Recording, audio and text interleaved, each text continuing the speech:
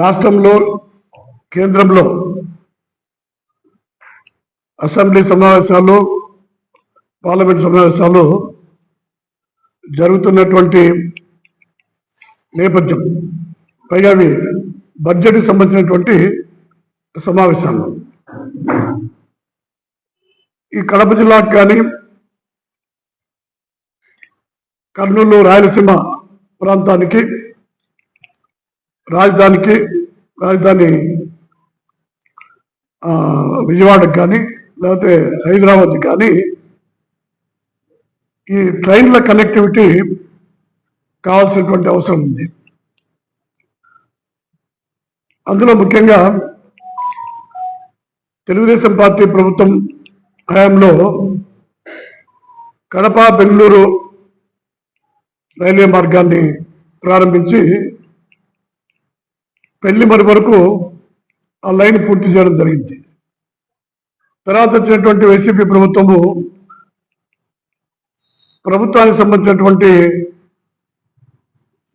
Share డబ్బులు కట్టకపోవడం వల్ల అది నిలిచిపోయింది. అయితే తర్వాత అది పెళ్లిమర్రి, రాయచోటి, తంబల్లపల్లె మీదుగా బెంగళూరుకి వేసేటువంటి లైను ఆ ప్రయత్నాన్ని పూర్తిగా వదిలేసి కడప నుంచి బుద్ధూరు నుంచి కదిరి వరకు లైన్ లేదు. ముద్దునూరు నుంచి పులివెందలకు, పులివెందల నుంచి ముదిగిప్ప, అంటే ముద్దునూరు నుంచి ముదిగిప్ప వరకు వయా పులివెందల కొత్త ట్రాక్ నిర్మాణం చేస్తే అది కడప, ఎర్రగుంట్ల, ముద్దునూరు, పులివెందల, ముదిగిప్ప, కదిరి, ధర్మవరం అట్లా బెంగళూరు పోయేదానికి అవకాశం ఉంది. సరే, ఆ ప్రయత్నాలు ఒక పక్క జరుగుతూ ఉన్నాయి, కూడా చాలా ఆలస్యం అవుతుంది. కాబట్టి ఇప్పుడు విజయవాడ నుంచి నంద్యాలకు లైన్ ఉంది. నంద్యాల నుంచి వయా ప్రొద్దుటూరు, ఎర్రగుంట్లకు లైన్ ఉంది. ఎర్రగుంట్ల నుంచి అనంతపురం, ధర్మవరం, బెంగళూరుకి లైన్ ఉంది. అంటే విజయవాడ నుంచి వరుసగా నంద్యాల, పొద్దుటూరు మీదుగా తాడిపత్రి, అనంతపురం మీదుగా బెంగళూరుకి లైన్ ఉంది. అంటే కొత్త లైన్ వేయకుండానే విజయవాడ నుండి బెంగళూరుకి రైలు నడిపేదానికి అన్ని అవకాశాలు ఉన్నాయి. అంటే కొత్తగా రైలు ఒకటి కావాలంతే. కాబట్టి ఇది తొందరలోనే ఈ కోరిక నెరవేరుతుంది. విజయవాడ బెంగళూరు ట్రైన్ వయా ప్రొద్దుటూరు, ఎర్రగుంట్ల మీద పోయేదానికి త్వరలోనే ఆ కోరిక నెరవేరుతుంది. అంతేకాకుండా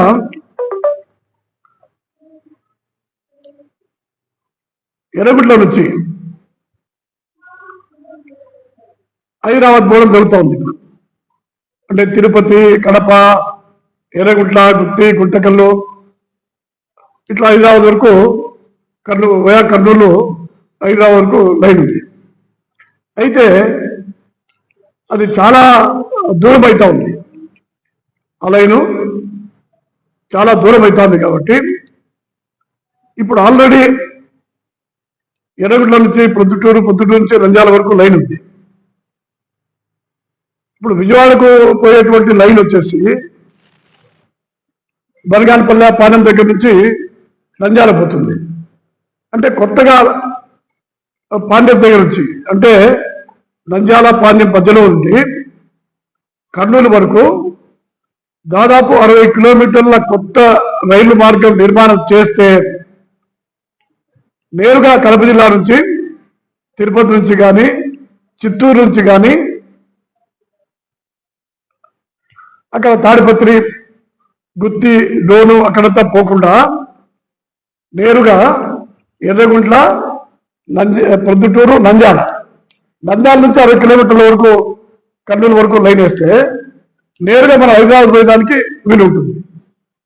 అంటే మన హైదరాబాద్ పాత రాజధానికి పోయేదానికి వీలు ఉంటుంది. అది కేవలం కడప జిల్లా వాళ్ళ కోసమే కాకుండా కర్నూలు నుంచి విజయవాడకు కర్నూలు జిల్లా వాళ్ళకు రైల్వే లైన్ లేదు. నంద్యాల వరకు ఉంది, కర్నూలు నుంచి అట్లా గుత్తి ఆ వైపు ఉంది, కర్నూలు నుంచి హైదరాబాద్కు ఉంది. కర్నూలు నుంచి నంద్యాల వరకు 60 కిలోమీటర్ల రైలు లేకపోవడం వల్ల 2 రాజధానులకు పోయేదానికి చాలా దూరం అవుతా ఉంది, ఖర్చు అవుతా ఉంది, సమయం పోతా ఉంది. ఆ విధంగా చేసినప్పుడు కడప జిల్లా వాసులు కానీ చిత్తూరు జిల్లా వాసులు కానీ ఈ గుత్తి గుంటకల్లో అవన్నీ తిరగకుండా నేరుగా నంద్యాలకు పోయి నంద్యాల నుంచి కర్నూలు పోయి హైదరాబాద్ పోవచ్చు. అది ఒకటి. తర్వాత నంద్యాల నుంచి కర్నూలు పోయినప్పుడు కర్నూలు జిల్లా వాళ్ళందరూ కూడా నంద్యాల మీదుగా గిద్దలూరు మీదుగా రాజధాని పోయేదానికి ఉంటుంది, విజయవాడ పోయేదానికి ఉంటుంది. ఇప్పుడు ఈ 60 కిలోమీటర్లు నంద్యాల కర్నూలు మధ్య రైలు లేని దానివల్ల దాదాపు రాయలసీమకి ఇబ్బంది అవుతా ఉంది. అంటే కేవలం కడప జిల్లాకే కాదు, చిత్తూరు నుంచి కూడా వస్తారు, తిరుపతి నుంచి చిత్తూరు నుంచి కూడా వస్తూ ఉంటారు. వాళ్ళంతా కూడా ఇట్లా గుత్తి మీద పోతున్నారు. కాబట్టి రాయలసీమకు కడప జిల్లాకు ఇది ఈ 60 కిలోమీటర్ల రైల్వే లైన్ అనేది అత్యంత ఆవశ్యకమైనటువంటి లైన్.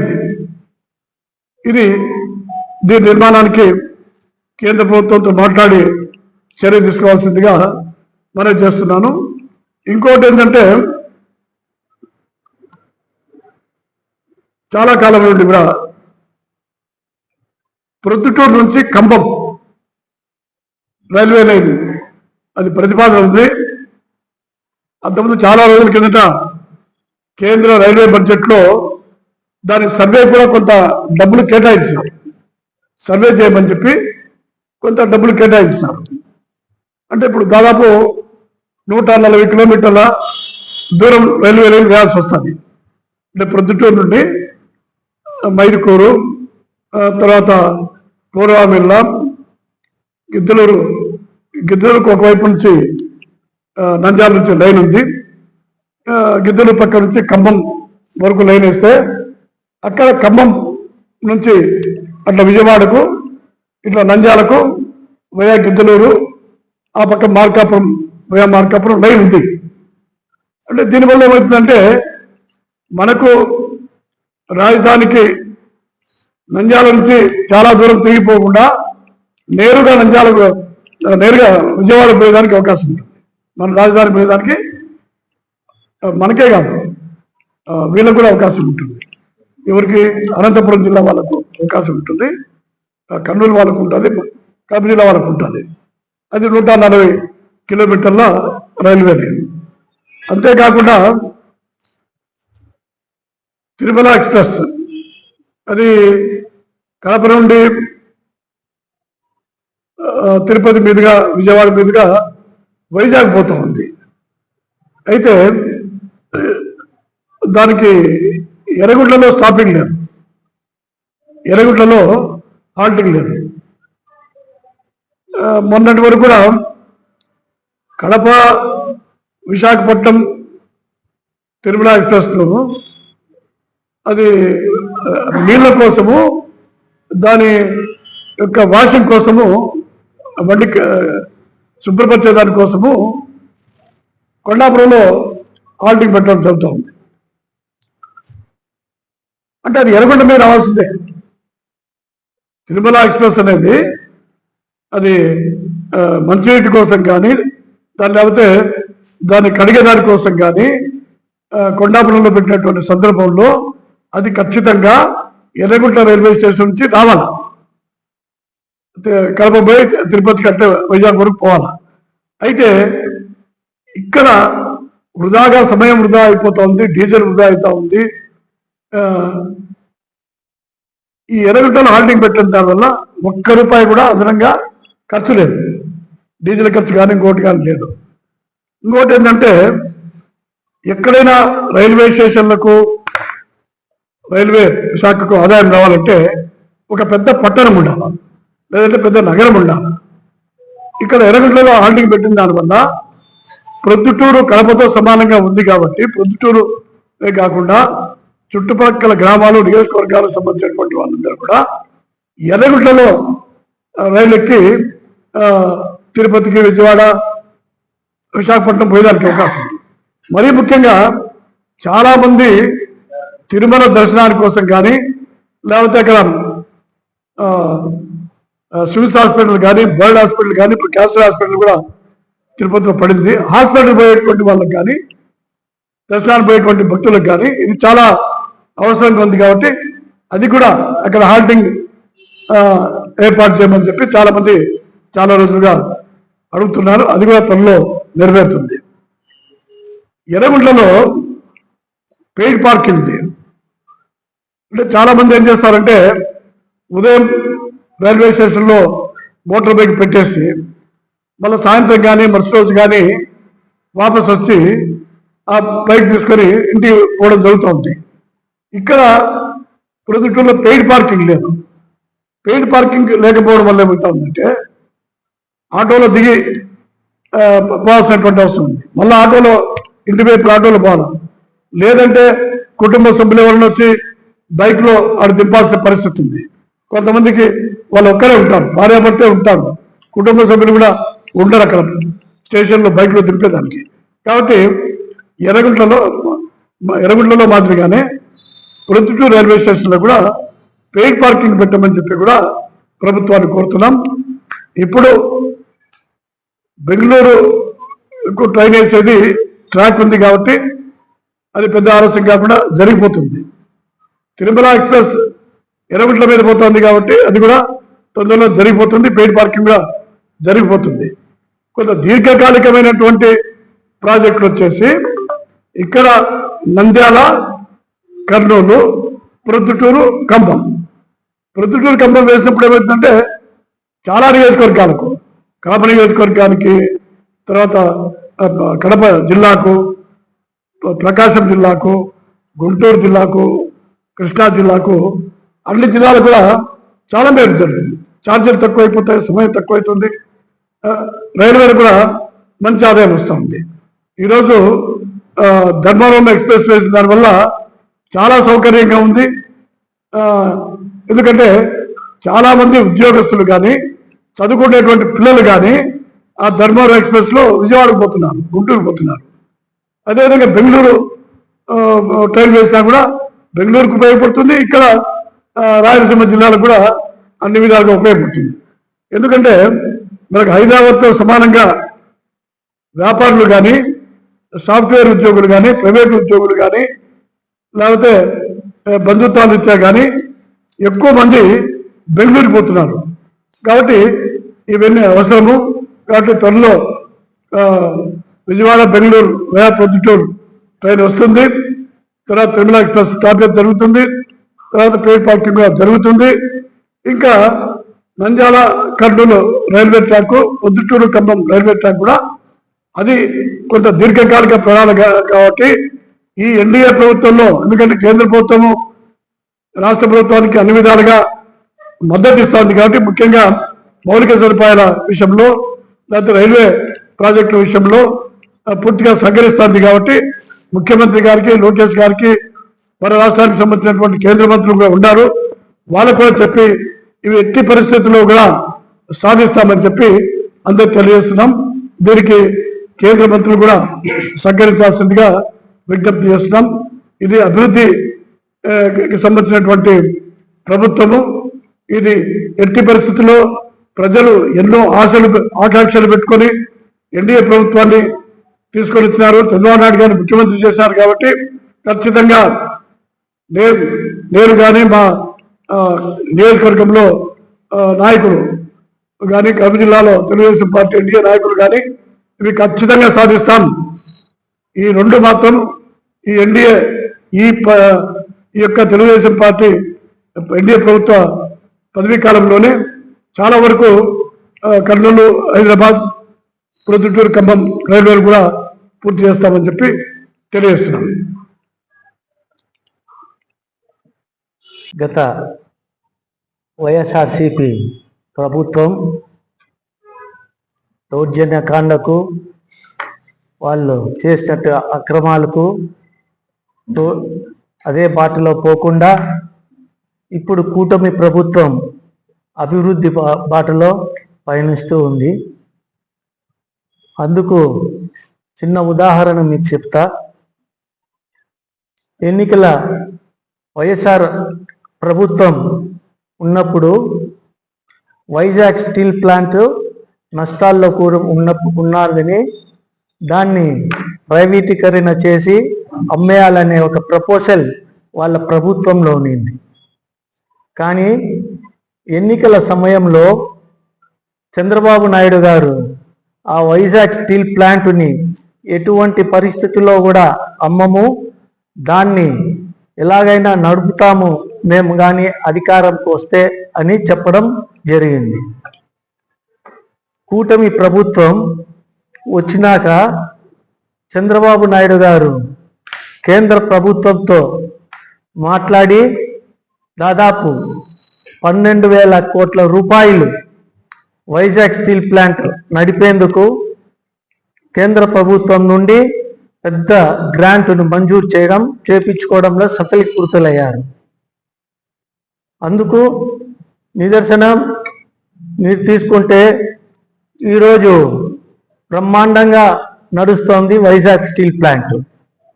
జనవరికి దాదాపు 54 కోట్ల రూపాయలు లాభంలో కూడా ఆ ప్లాంట్ నష్టాల్లో నుండి రావడం జరుగుతుంది. అక్కడ పనిచేస్తున్నటువంటి ఉద్యోగులు కార్మికులకు అందరికీ కూడా చంద్రబాబు నాయుడు గారు స్థిరస్థాయిగా వాళ్ళ గుండెల్లో నిలబడిపోయేటట్టు కార్యక్రమం చేసిన వాళ్ళందరూ కూడా ఆయనకు కృతజ్ఞతలు తెలియజేసుకుంటున్నారు. అలాగే లోకేష్ గారు కూడా ఒక మంచి కబురు తీసుకొచ్చారు విద్యార్థులకు. గత ప్రభుత్వంలో వైఎస్ఆర్సిపి ప్రభుత్వంలో 1200 కోట్ల రూపాయలు ఫీజ్ రీఇంబర్స్మెంట్ బకాయిలు ఉంటే దాన్ని చంద్రబాబు నాయుడు గారు ఇచ్చేందుకు ఆయన పచ్చ జెండా ఊపడం జరిగింది. అందుకు దీనివల్ల విద్యార్థులు కానీ వాళ్ళ తల్లిదండ్రులు కానీ బాగా ఊపిరి పీల్చుకున్నటువంటి పరిస్థితి ఏర్పడింది. ఇంకోటి కూడా మీకు చెప్పడం మర్చిపోయారా, వైజాగ్ని ఇదివరకే AI అంటే ఆర్టిఫిషియల్ ఇంటెలిజెన్స్ హబ్గా మార్చుతూ జరిగింది. కానీ ఇప్పుడు మళ్ళీ మెట్రో ప్రాజెక్టును కూడా సెంట్రల్ గవర్నమెంట్ మనకు వైజాగ్లో చేసేందుకు అనుమతి ఇచ్చింది, పచ్చ జెండా ఊపింది. దానికి కావలసినటువంటి ఆ మెట్రో ప్రాజెక్టుకు కావలసినటువంటి నిధులు 40% కేంద్ర ప్రభుత్వం కేటాయిస్తే మిగతాది అంతర్జాతీయ ఫైనాన్స్ సంస్థలన్నీ కూడా వాళ్ళ ఒక సహకారంతో ఆ ప్రాజెక్టుని కూడా కంప్లీట్ చేస్తామని చంద్రబాబు నాయుడు గారు చెప్పడం జరిగింది. గత ప్రభుత్వంలో రోడ్లు తీసుకుంటే ఎంతో అధ్వానంగా ఉన్నాయి. వర్షం పడితే గుంతలు ఎక్కడికి పోవాలన్నా కూడా ప్రయాణికులు ఎన్నో అవస్థలు పడేవారు. మరి కూటమి ప్రభుత్వం ఏర్పడినాక కొన్ని 100 కోట్లు సెంట్రల్ గవర్నమెంట్ నుండి తీసుకొని వచ్చి ఆ యొక్క ప్రక్రియ రోడ్లు తయారు చేసేటువంటి ప్రక్రియ కూడా సరివేగంగా జరుగుతుంది. అందులో భాగంగా మీరు తీసుకుంటే నిన్ననే ప్రొద్దుటూరులో కూడా 3.5 కోటి రూపాయలతో పొట్టిపాడు రోడ్డు భూమి పూజ చేయడం జరిగింది. అలాగే రిలయన్స్ పెట్రోల్ బంక్ నుండి వాసవి సర్కిల్ వరకు ఆ రోడ్డు వైంటనింగ్ కూడా జరుగుతుంది. మైదుకూరు రోడ్డు పని జరుగుతోంది, కొరపాటు రోడ్ పని జరుగుతుంది. మరి ఈ రోడ్లన్నీ కూడా శరవేగంగా జరుగుతున్నాయి.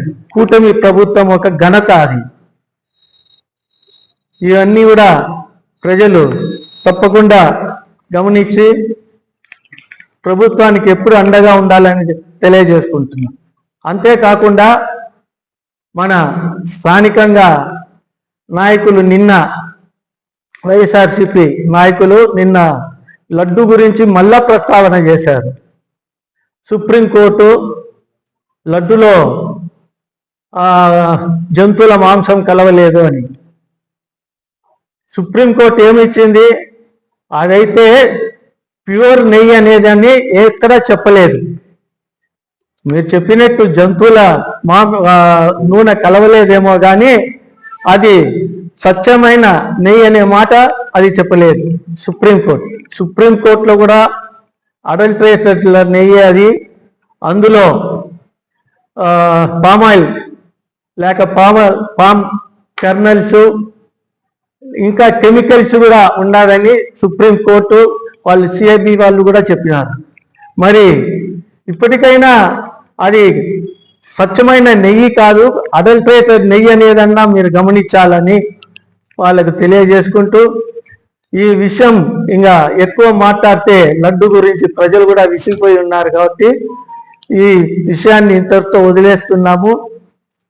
ప్రజలందరూ కూడా కూటమి ప్రభుత్వానికి మీ యొక్క అండదండలు ఎప్పుడు ఉండాలని, ఈ ప్రభుత్వం చేసినటువంటి అభివృద్ధి అన్ని మీరు గమనించి ఎల్లవేళలా ప్రభుత్వానికి అండగా ఉండాలని కోరుకుంటున్నాం.